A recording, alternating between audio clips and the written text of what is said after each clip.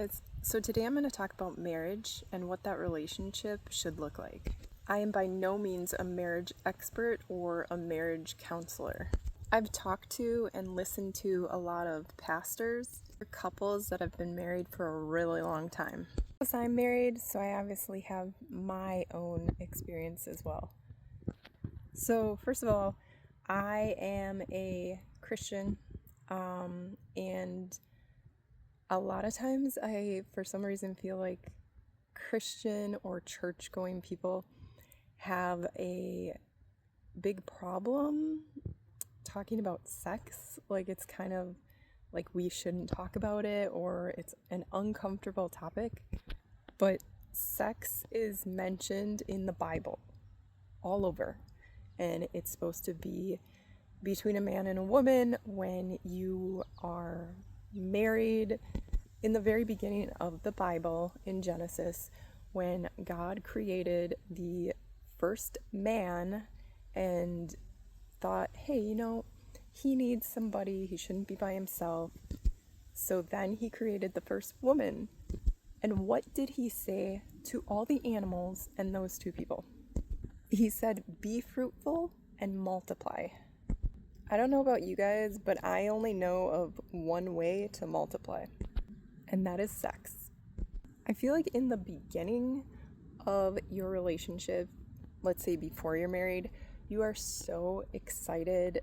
Whether you're a man or a woman, you are excited about that other person. You love being with them. And then you're married and you want to have kids. And what do you have to do to have kids? But then the kids are getting older. You're getting a little older. And I notice couples kind of fall away from the passion they once had in the beginning of their relationship.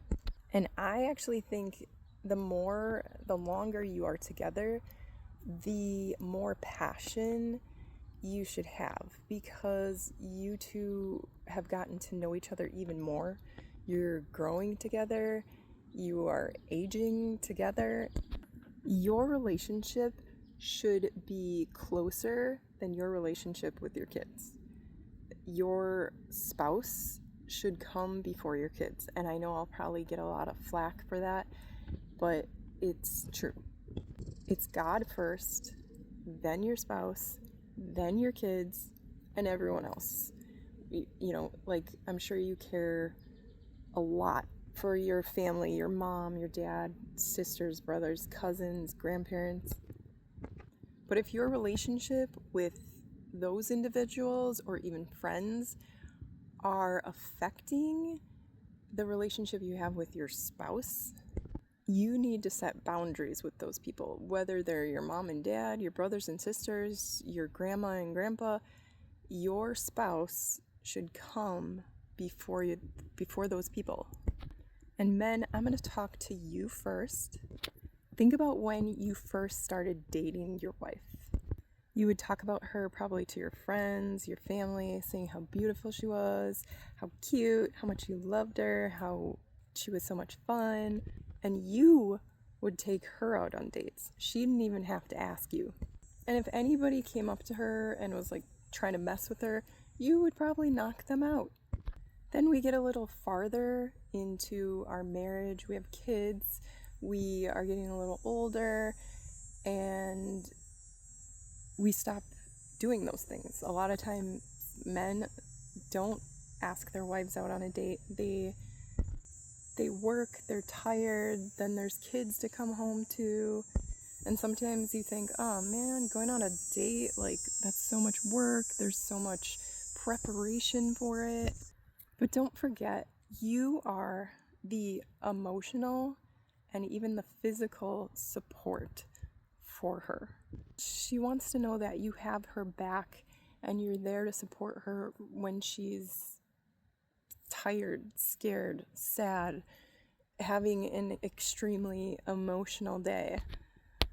The relationship you and your spouse have, that's the one that your kids will have. So you might want to make sure that it's a good one. Just because you're married doesn't mean you should stop dating your spouse. I honestly think that it's more important than ever that when you are married and you're 10, 20, 30 years in, that's when you should be dating the most. And no activity or person should come before her.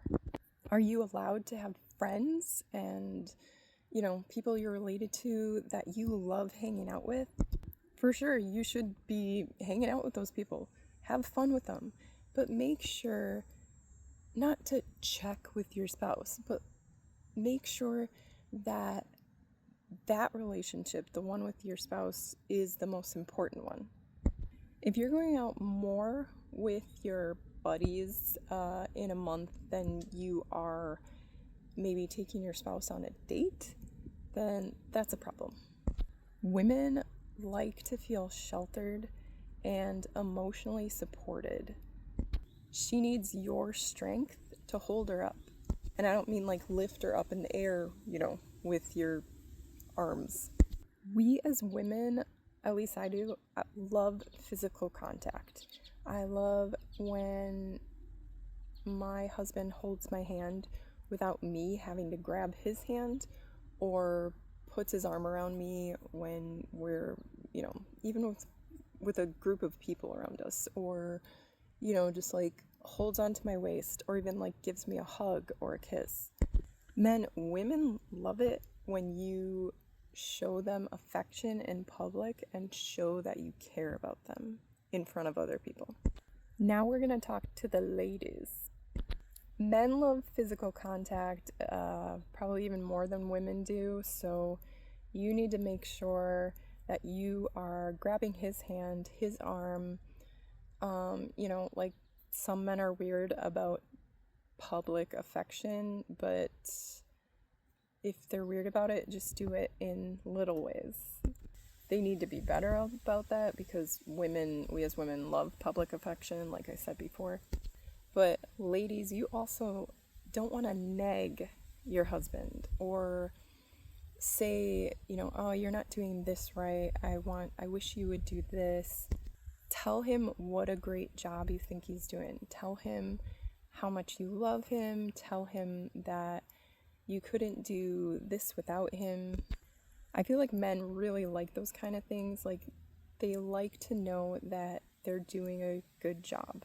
You don't want to complain about your spouse to your friends. You want to brag on your spouse to your friends and how wonderful they are, how much you love when he does this, and he did this yesterday for me, and I seriously appreciated it. And you need to make sure that it's said to him more than anyone else. You need to hold your man up, because they really, really appreciate that you talk about them and make them feel like they are doing a good job. You love everything they do for you and how they do it. And even men like to be complimented on their appearance, just like women do. Thank you guys for listening to my marriage chit chat. Have a blessed day, and don't forget, never stop dating your spouse.